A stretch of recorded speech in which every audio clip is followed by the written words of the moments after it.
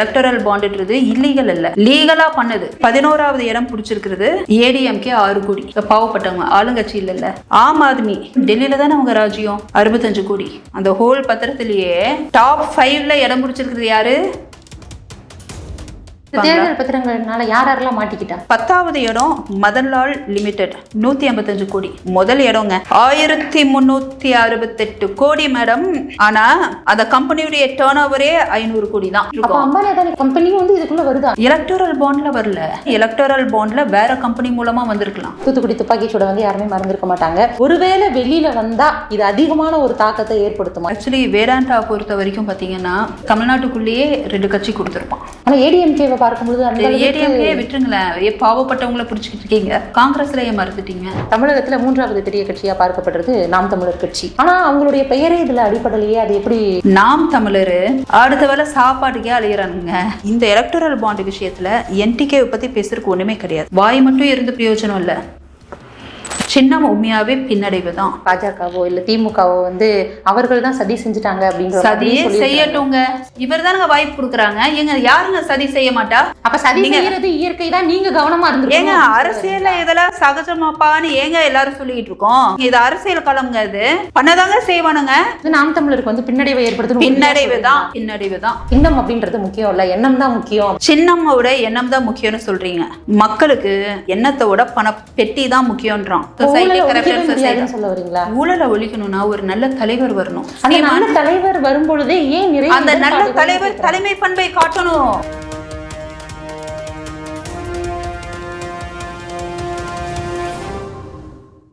Study in Singapore, Mauritius. Easy entry to Canada, UK, Europe, Australia, New Zealand. For admission contact 7904-710-512. லகரம் நேயர்களுக்கு வணக்கம். தேர்தல் பத்திரங்கள் வெளியாகி அரசியல் களத்துல மிகுந்த பரபரப்பை ஏற்படுத்தி இருக்கு. அது குறித்து விளக்கம் அளிக்க நம்மளோட இணைஞ்சிருக்கிறாங்க சமூக சீர்திருத்தவாதி இளம்பெயர் டாக்டர் ஷீபா லுர்தஸ் அவர்கள். அவரை வரவேற்கலாம். வணக்கம். வணக்கம். இப்போ தேர்தல் பத்திரங்கள் வெளியாகி மிகப்பெரிய பரபரப்பு அரசியல் களத்துல வந்து ஏற்படுத்தி இருக்கு. முதல்ல தேர்தல் பத்திரங்கள் குறித்த விழிப்புணர்வே நிறைய பேருக்கு இல்லை. அது குறித்து சில வார்த்தைகள் சொல்லுங்க. எலக்டோரல் பாண்ட்ஸ் லீகலான ஒரு விஷயம். அதாவது எவ்வளோ ஃபண்ட் அமைச்சிருக்காங்க போயிருக்காங்கன்னு ஒயிட்ல இருக்கும். ஆனால் அதை அவங்க கொண்டு வரும்போதே 2018 அதை வந்துட்டு கம்பெனிஸ்க்கு அவங்க ஒரு ஆப்ளிகேஷன் மாதிரி கொடுக்குறாங்க. நீங்கள் எவ்வளோ ஃபண்டு கொடுக்குறீங்கன்றத வெளியே கொண்டு வர மாட்டாது, அது வந்துட்டு சீக்ரெட்டாக மெயின்டைன் பண்ணப்படும் அப்படின்ற அந்த ஒரு இதில் தான் ஒவ்வொரு கம்பெனிஸும் கொடுக்குறாங்க. இப்போது இந்த எலக்டரல் பாண்டில் வந்துட்டு நடக்கக்கூடிய ஒரு விஷயங்கள் எப்படின்றத நான் இப்போ சொல்ல வரேன். இப்போ உங்கள் மூலமாக எனக்கு ஒரு காரியம் ஆகணும். அப்போ நான் உங்களுக்கு என்ன பண்ணுவேன்?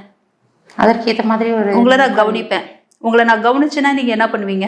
அதற்கேற்ற மாதிரி உங்களை நான் கவனிப்பேன். இப்போது இந்த எலக்டோரல் பாண்டில் இப்போ வந்து நிறையா விஷயங்கள் வெளியே வந்திருக்கு.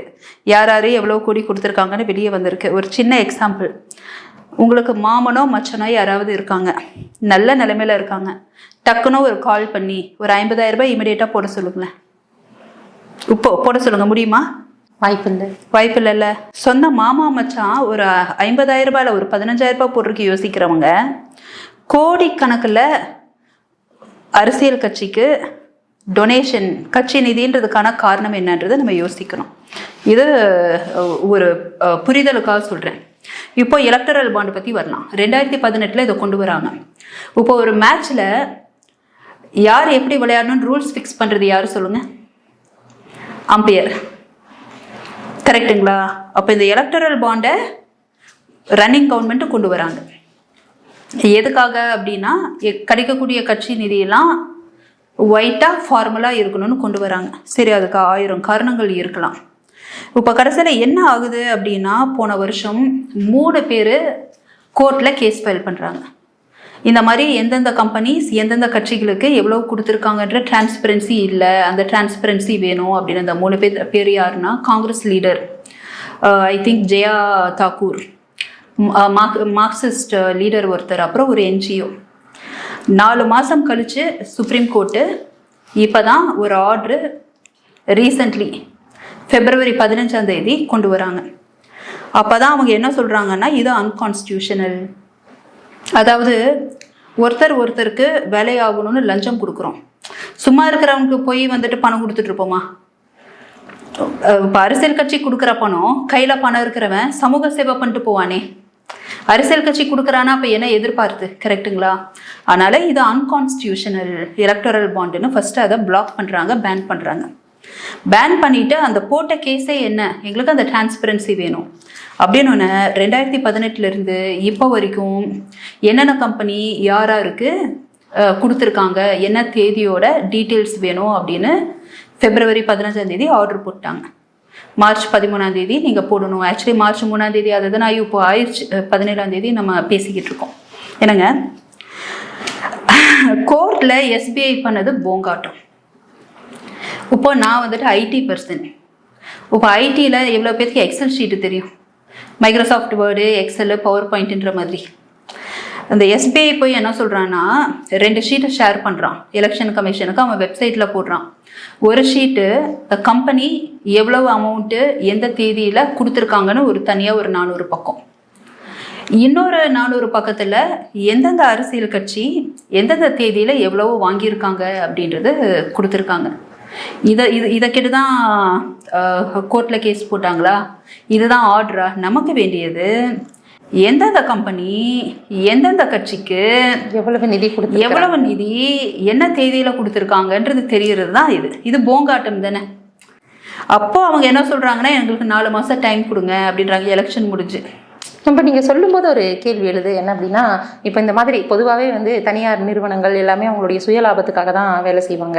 அப்படி இருக்கும் பொழுது இப்படி ஒரு கட்சிக்காக நன்கொடை அளிக்கும் பொழுது நான் பாருங்க டேட்டாவோட இருக்கேன். இன்னும் பல டேட்டாலாம் சொன்னால் நீங்கள் ஆடி போயிடுவீங்க. எல்லாம் இன்டர்நெட்டில் நான் எடுத்து வச்சுட்டு பேசிகிட்டு இருக்கேன் என்னெல்லாம் நடந்திருக்கு அப்படின்றது. ஓகேங்களா? சமாங்க அரசியல்னா இப்படி தாங்க அரசியல். ஒவ்வொரு சாமானியனும் விழிச்சுக்கணுங்க. உங்களுக்கு புரியுதுங்களா? அந்த மாதிரியான ஒரு சூடான விஷயங்கள்லாம் நான் கையில் வச்சுக்கிட்டு சொல்கிறேன். பட் இப்போதைக்கு நான் வரேன். இப்போ இந்த கோர்ட்டில் நடக்கிற விஷயங்கள் சொல்லிட்டு நான் இங்கே வரேன்.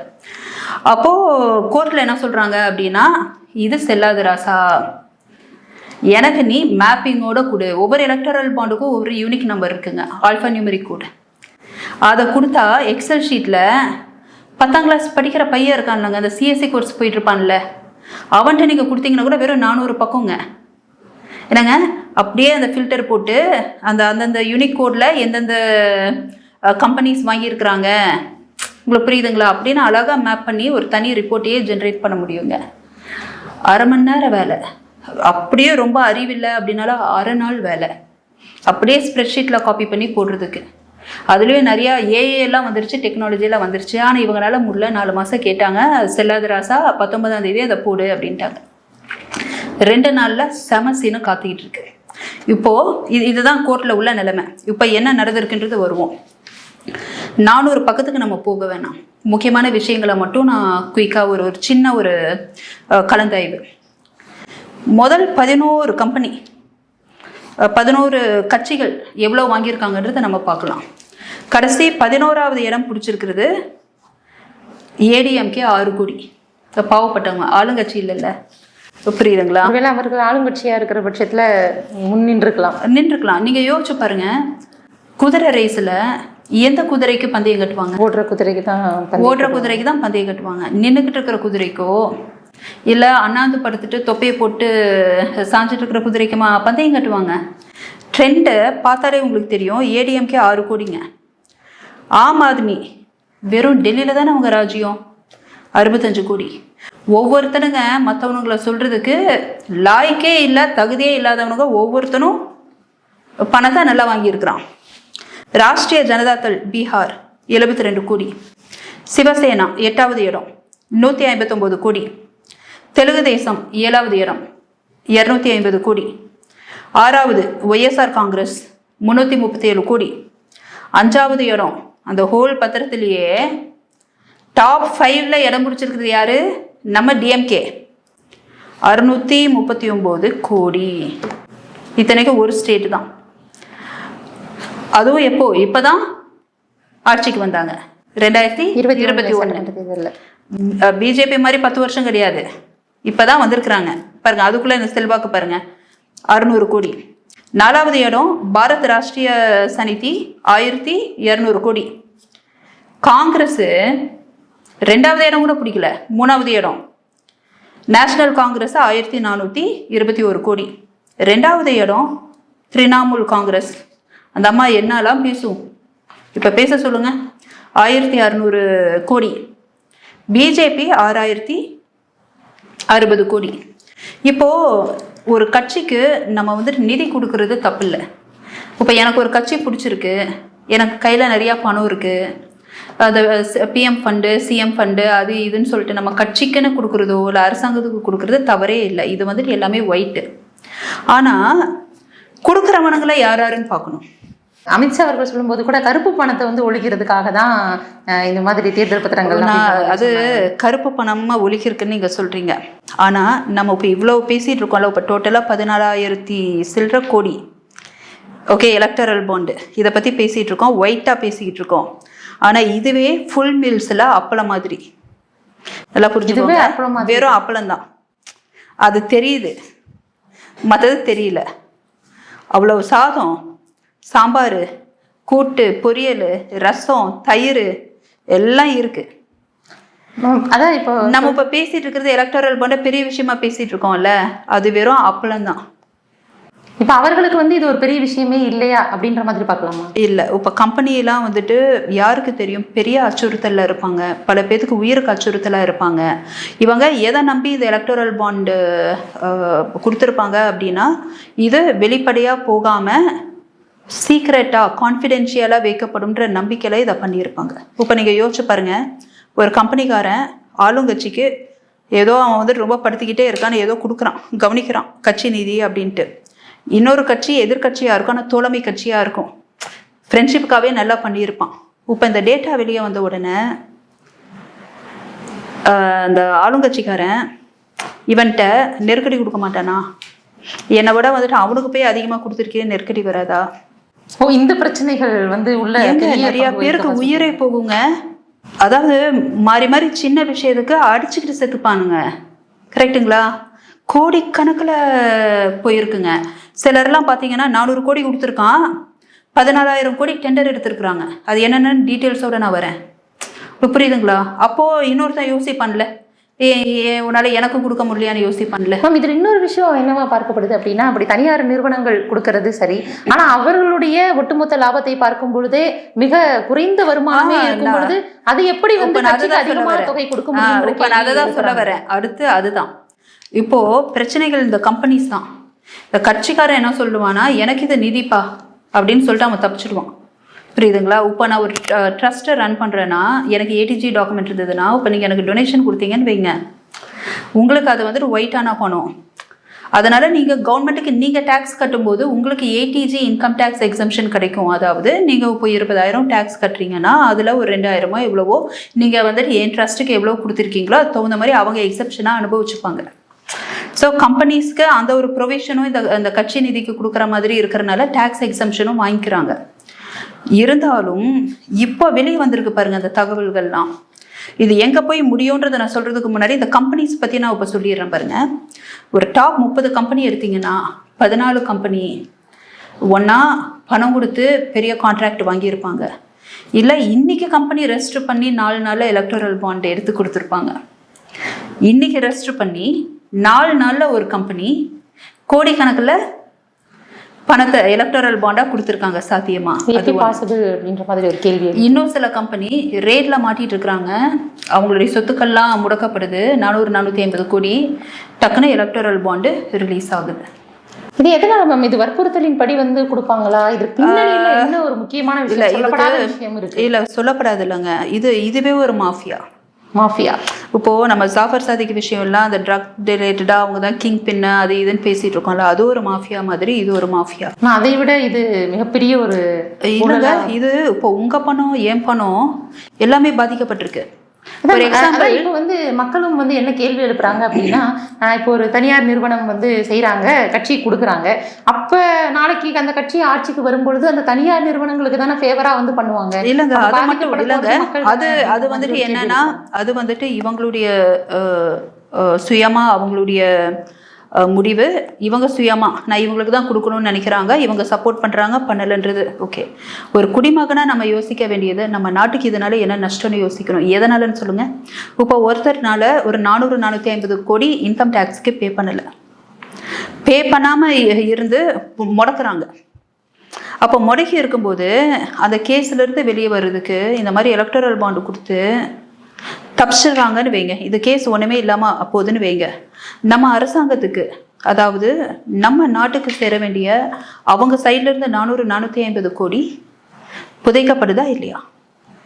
இந்த 400-450 கோடி அவங்க எந்த கட்சிக்கு வந்துட்டு நிதியாக கொடுத்தாங்களோ அவங்க பேர் பண்ணிப்பாங்களா அரசாங்கத்துக்காக? நம்ம அப்படி தான் பார்க்கணுங்க. ஒருத்தன் உனக்கு கொடுக்குறான்னா எதிர்பார்த்து தான் கொடுப்பான். சும்மா யாரு கொடுப்பான்? சும்மா நம்ம மாமா மச்சானே கொடுக்க மாட்டான். இப்போதான் கொஞ்ச நேரத்துக்கு முன்னாடி நம்ம பேசணும், கரெக்டுங்களா? அப்போ எதுக்காக கொடுக்குறான்? ஏதாவது ஒரு எதிர்பார்ப்பு, இல்லை நம்மளை நோண்டாமல் இருக்கணும், இல்லை ஃப்ரெண்ட்ஷிப் கிரியேட் பண்ணணும். நம்ம சொசைட்டியில் நிறைய பார்ட்டியோட இன்வால்வ் ஆகிருக்கணும், ஒரு ஃப்ரெண்ட்ஷிப் கிரியேட் பண்ணணும். ஜாஃபர் சாதிக் உதயநிதி மாதிரி, ஜாஃபர் சாதிக் மாதிரி பார்த்தீங்கன்னா, ஆமாம், அது அந்த டிஎம்கேக்கு எதுக்கும் சிஎம் ஃபண்டு கொடுக்குறான். 7 லட்சம் 5 லட்சம் இதுக்கு, 2 லட்சம் இந்த கட்சிக்கு, இல்லை எது கொடுக்குறான்? நான் படம் எடுக்கிறேன், சோஷியல் சர்வீஸ் பண்ணுறேன், நான் கேமரா போடுறேன்னு எதுக்கு போய் கொடுக்குறான்?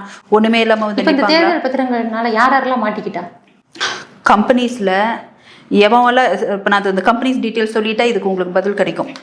அதில் ஒரு டாப் 10 மட்டும் நம்ம வந்துட்டு பேசலாங்க. ஏன்னாங்க டாப் 10 மட்டும், இன்னும் பேசினா நிறைய பேசிக்கிட்டே போகலாம். டாப் 10 எடுத்து வச்சிருக்கீங்க. டாப் 10 அதில் 10வது இடம் மதன்லால் லிமிடெட் 155 கோடி.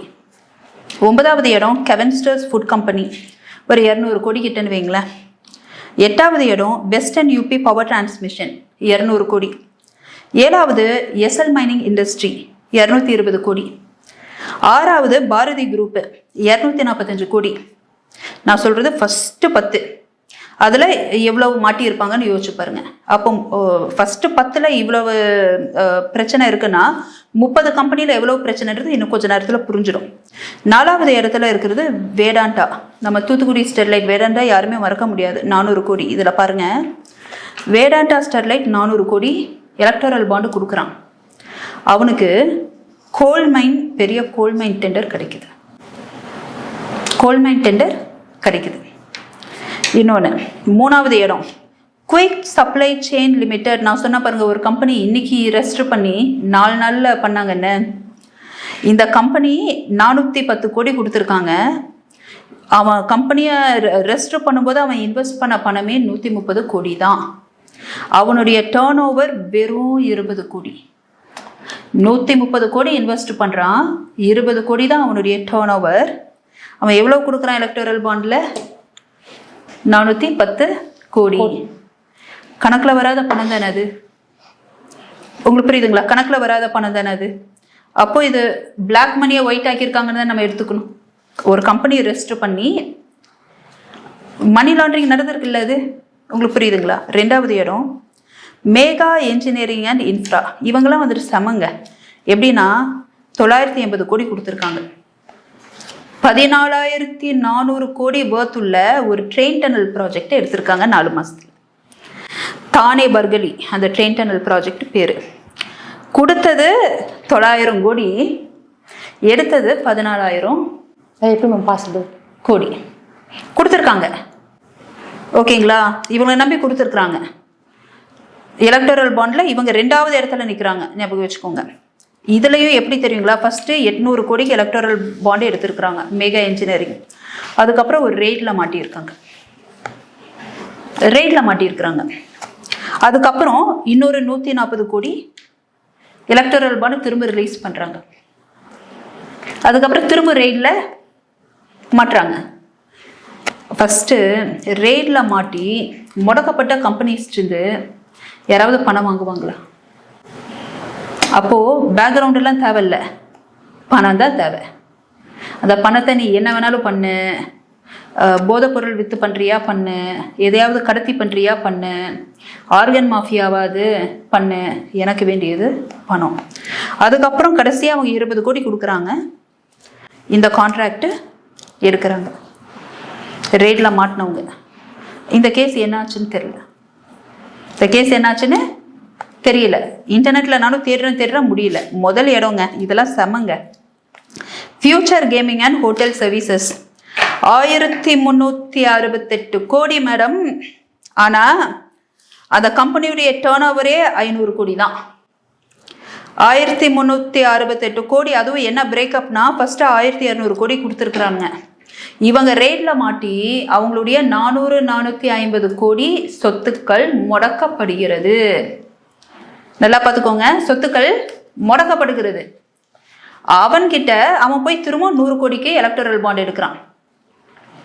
அந்த இடி கேஸு என்ன ஆச்சுன்னே தெரியல. எல்லாம் இடி ரைடுக்கு போகிறோம்லாம் நம்ம பேசுகிறோம், என்ன ஆச்சுன்னு யாருக்குமே தெரியல, முடிவே வரல. ஆனால் இவன் இருந்தால லூஸில் சுற்றிட்டு இருக்கான். அந்த ஃபியூச்சர் கேமிங்னா வேறு யாரும் இல்லை. எங்கள் ஊர் சைடு கோயம்புத்தூரில் அந்த காலத்தில் மியான்மர்லேருந்து ஒருத்தர் மார்ட்டின்னு ஒருத்தர் வந்துட்டு இந்த ஜெயலலிதா அம்மா லாட்ரியில் பேன் பண்ணாங்கல்ல.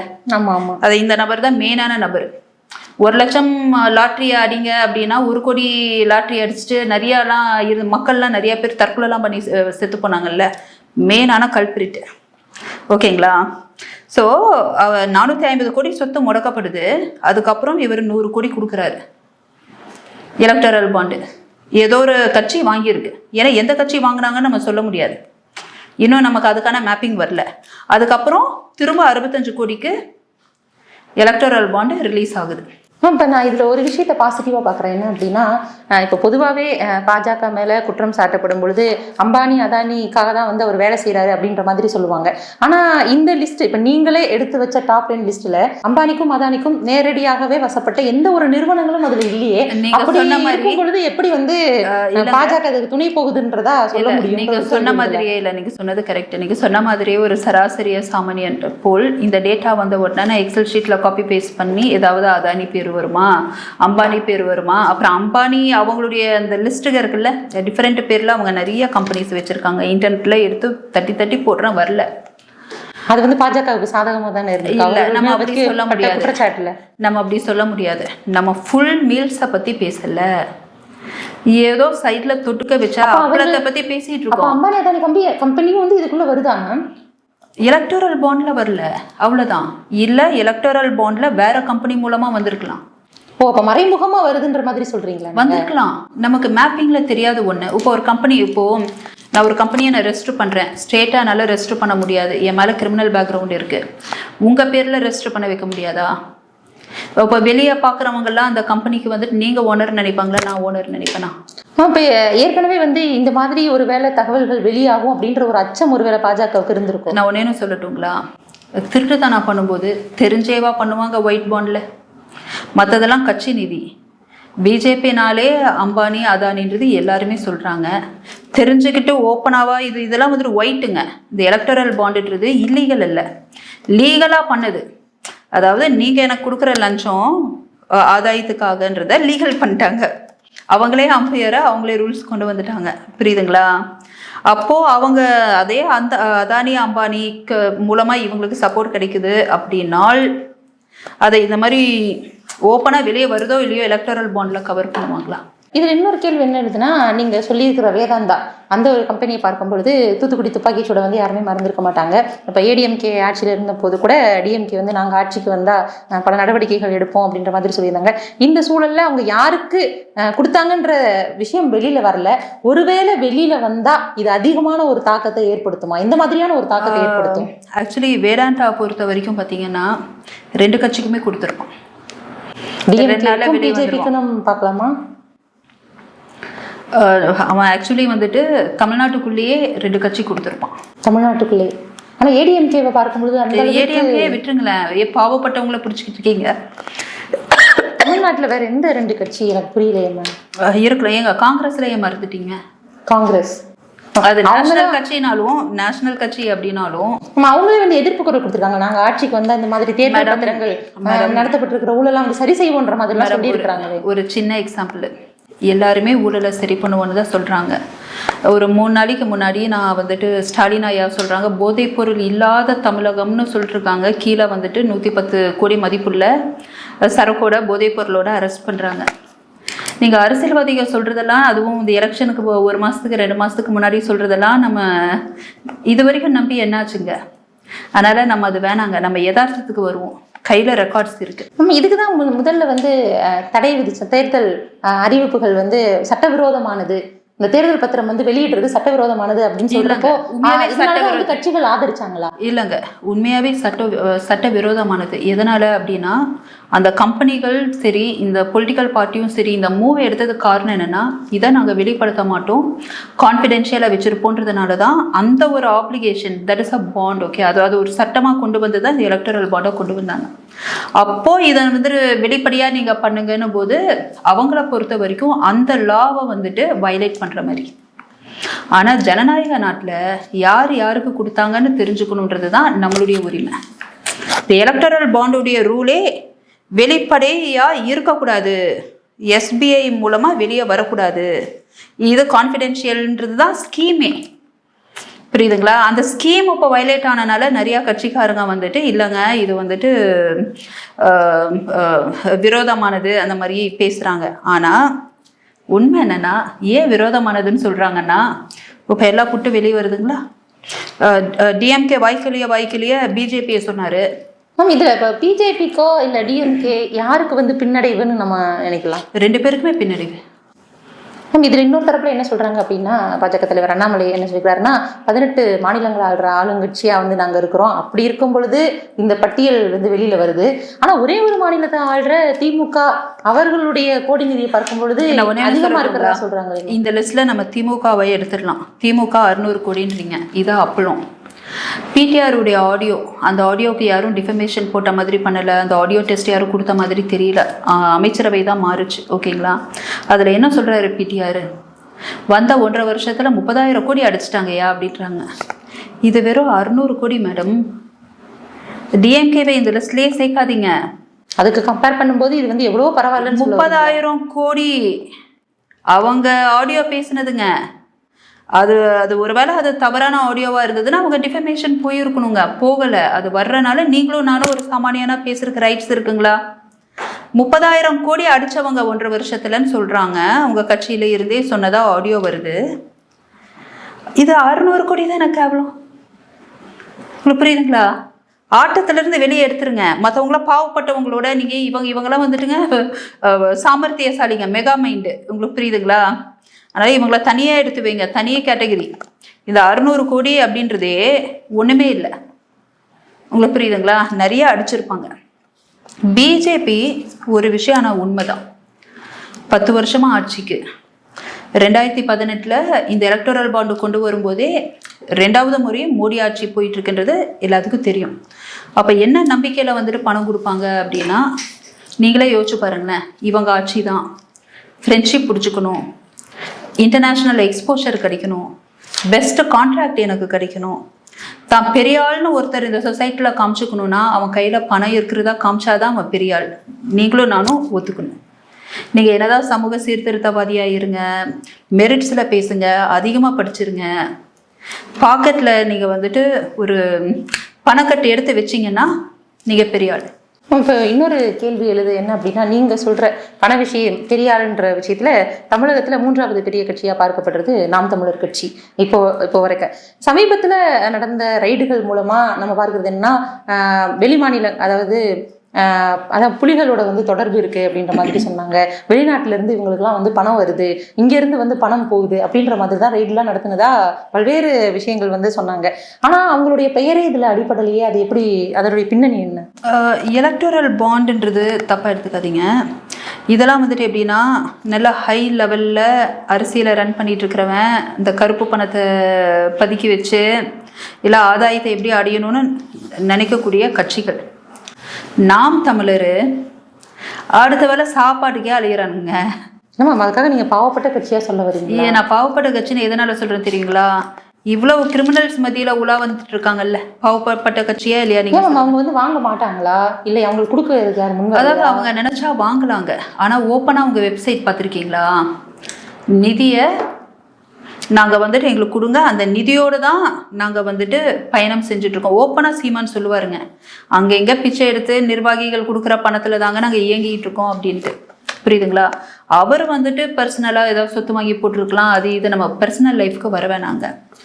நாம் தமிழர் கட்சி போன எலெக்ஷன் வந்தது இல்லை, 2000 ரூபாய் 3000 ரூபாய் நோட்டெல்லாம் அங்கே இங்கெல்லாம் ஓட்டுக்கு போச்சு இல்லை. நாம் தமிழர் ஏதாவது கொடுத்தது பார்த்தீங்க? இதை கேள்விப்பட்டீங்க? இதை தாமரை சின்னது கூட வந்துட்டு இருந்ததுங்க. உங்களுக்கு புரியுதுங்களா? என் டிக்கெட் இருந்து ஏதாவது வந்திருக்கும்? எங்கே வரும்? அவங்களே இப்போ சின்ன முடக்கம் பிரச்சனையில கூட அது இப்போ சின்ன முடக்கம். ஆனால் முதல்ல இருந்தே பண்ணுறவங்க பண்ணியிருந்துருக்கலாம்ல. இல்லைல்ல, அது நம்ம அதை யோசிக்கணும். இவங்கெல்லாம் அரசியல்வாதிகள். இவங்க வந்துட்டு நான் நல்ல அரசியலை கொண்டு வரேன் அப்படின்ட்டு நினச்சி அரசியல்வாதியாக ஆக தெரியாமல் ஒரு நல்ல அரசியல்வாதியாக இருக்கணும்னு வைங்க. இப்போ எப்படி சீமானுடைய சின்னம் முடக்கப்பட்டுச்சு, அந்த மாதிரி இருந்துட்டு போயிடுவாங்க.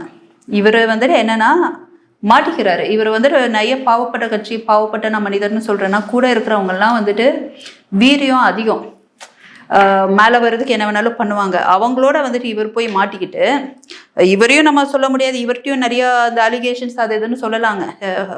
ஆனால் இந்த எலக்டரல் பாண்டு விஷயத்தில் என்டிகேவை பற்றி பேசுறதுக்கு ஒன்றுமே கிடையாது. அவங்க வந்துட்டு ஏதோ இந்த இப்போ நீங்கள் சொன்னீங்களா இந்த ரெய்டு அது இதெல்லான்ட்டு, இந்த சாட்டை வந்து என்ன சொன்னாருங்க இன்டர்வியூவில், என்னை விட்னஸாக தான் விசாரிக்கிறாங்கங்க, அக்யூஸ்டாக விசாரிக்கல, காணொலிகள்லாம் அதை அனுப்ப சொன்னாங்க, வந்து எடுத்துக்க முடியும் அப்படின்ற மாதிரி சொல்லியிருந்தாங்க. அதுக்கப்புறம் என்டிகே பேர் ஒன்றும் பண்ணலையேங்க. இதெல்லாம் என்னன்னா ஒரு மிரட்டலாக இருக்கும், ஒரு உருட்டலாக இருக்கும். இவங்களுக்கு அந்த எல்டிகே சம்மந்தமாக இருக்குன்னு பண்ணியிருக்கலாம். அதனால் நம்ம அந்த விஷயத்துக்கு போக வேணாங்க. ஆனால் நீங்கள் என்டிகே பற்றி பேசும்போதே நீங்கள் ரொம்ப சோர்வாக பேசுகிற மாதிரியே தெரியுது. இப்போ பிஜேபின்னு சொல்லும்போதோ டிஎம்கேன்னு சொல்லும்போதோ இருந்த ஒரு பெரிய ஒரு உற்சாகம் இதில் இருக்கும்போது அவ்வளோவா, ஏன்னா அங்கெல்லாம் நல்லா பணம் அப்படியே நல்லா இருக்குதுங்க, நல்லா இருக்குது, பணத்திலே குளிக்கிறாங்க. என்டிகேன்னு பேசும்போது நான் ஏன் டல்லானா பேசி என்னாக போகுது அப்படின்றது தான். அவர் என்ன மாதிரியான சூடான அரசியல் களத்தில் இருக்கார் சீமான். அசால்ட்டா சின்னத்தை விட்டுட்டு இப்போ வந்துட்டு லபோ திபோன்னு கோர்ட்டு கேஸை அலைஞ்சிக்கிட்டு இப்போ புது சின்னத்துக்கு ப்ரொமோ கொடுத்துட்டு அலையிறதுன்றது ரொம்ப வேடிக்கையான ஒரு விஷயம். ஏன்னா அவரை வந்துட்டு நிறைய இளைஞர்கள் நம்புகிறாங்க. அவர் என்ன பண்ணியிருந்துருக்கணும்? இப்போ திமுக மாதிரி கட்சிகளில் எவ்வளோ தளபதி கிரியேட் பண்ணி வைக்கிறாங்க. நேரு இருக்காரு, சேகர் பாபு இருக்காரு, பிடிஆர் இருக்காங்க, நிறையா இருக்காங்க. ஆர்எஸ் பாரதி எதுக்கு இருக்காங்க? சட்ட ஆலோசனை. சீமான் கட்சியில் ஏதாவது தளபதிகள் பேர் சொல்லுங்க. அவரே ஒருத்தரையே எல்லாவற்றிற்கும் முன் அப்படி அரசியல் பண்ண முடியாதுங்க. ஒரு இயக்கத்தை வேணா ஒரு தலைவரை வச்சு ரன் பண்ணலாம், அரசியல் அப்படி ரன் பண்ண முடியாது. என்னன்னா கரெக்டாக ஒரு சட்ட ஆலோசனை இருக்கணும், அந்த சட்ட ஆலோசனை ஒரு தளபதியாக செயல்படணும். இன்னும் 2-3 ஸ்ட்ராங்கான தளபதிகள். வாய் மட்டும் இருந்து பிரயோஜனம் இல்லை, brain, they should be a strategist. உங்களுக்கு புரியுதுங்களா? சும்மா பேசுறது ஐடின்றது வேற. ஒரு சின்ன எக்ஸாம்பிள் இதை நான் பேசி முடிச்சிடுறேன். இவங்க நினைச்சிருந்தாங்கன்னா எங்களுக்கு இந்த கரும்பு விவசாயின்றது நிரந்தர சின்னமா எங்களுக்கு அறிவிங்க அப்படின்ட்டு கேஸ் ஃபைல் பண்ணி ஆர்டர் வாங்கியிருக்கலாம். 4-5 தடவை நின்ட்டாங்க. ஏன் பண்ணலை? சுற்றி இருக்கிறவங்க எல்லாம் போங்காட்டம் ஆடுறாங்கன்னு தெரியுதுல்ல. கரெக்டா? உங்களை யாரும் போங்காட்டம் ஆட சொல்லலை. Survival of the fittest. நீங்கள் ஒரு களத்தில் சர்வைவ் ஆகுறதுக்கான முக்கியமான விஷயங்கள் சின்னம் உண்மையாகவே பின்னடைவு தான். பின்னடைவாக இவங்க இல்லாத மாதிரி 1000 சொன்னாலும் இன்னொரு கட்சிக்கு போயிருக்குது அந்த சின்னம். அவங்களும் 40 தொகுதியில் நிற்கிறாங்க.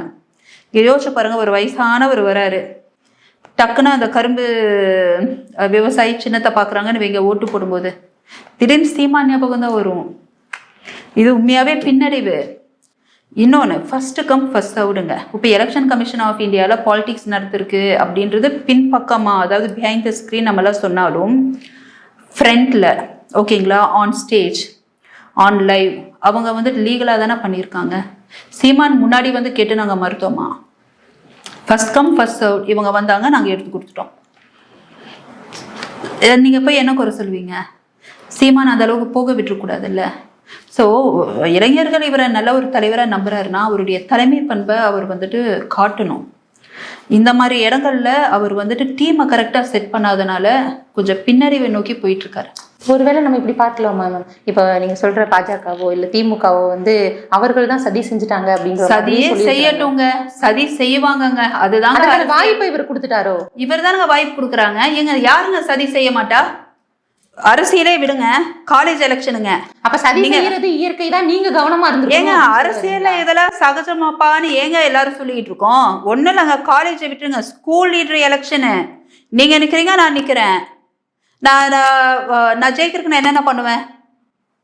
உங்களை தோக்கடிக்கிறதுக்கு நான் என்னென்ன பண்ணுவேன்? வெறும் ஸ்கூல் லீடர் எலெக்ஷனுங்க, காலேஜ் அளவு கூட போகாதீங்க. இது அரசியல் களம்ங்க. இது பண்ணதாங்க செய்வானுங்க. முன்னாடி தெரியுங்களா, அந்த நல்ல கண்ணுன்ற ஒருத்தருக்கு பதிலாக இன்னொரு நல்ல கண்ணுன்னு இன்னொரு கட்சியில் அதே தொகுதியில் நிறுத்தினாங்க, அதே பேரில். அப்போ என்ன ஆகும்?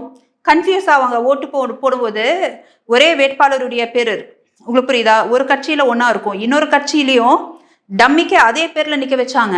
அது சிலதெல்லாம் நான் அதை இறங்கி சொன்னால் இதெல்லாம் நடந்த விஷயங்க நம்ம அரசியல் வரலாற்றில் தமிழ்நாட்டில். அப்போது ஓட்டு போடுறவன் 2 பேரும் ஒரே மாதிரி இருக்கு, டக்குன்னு சின்னத்தை மாற்றி போட்டு போயிடுவான்ல, ஓட்டு பிரியும்ல.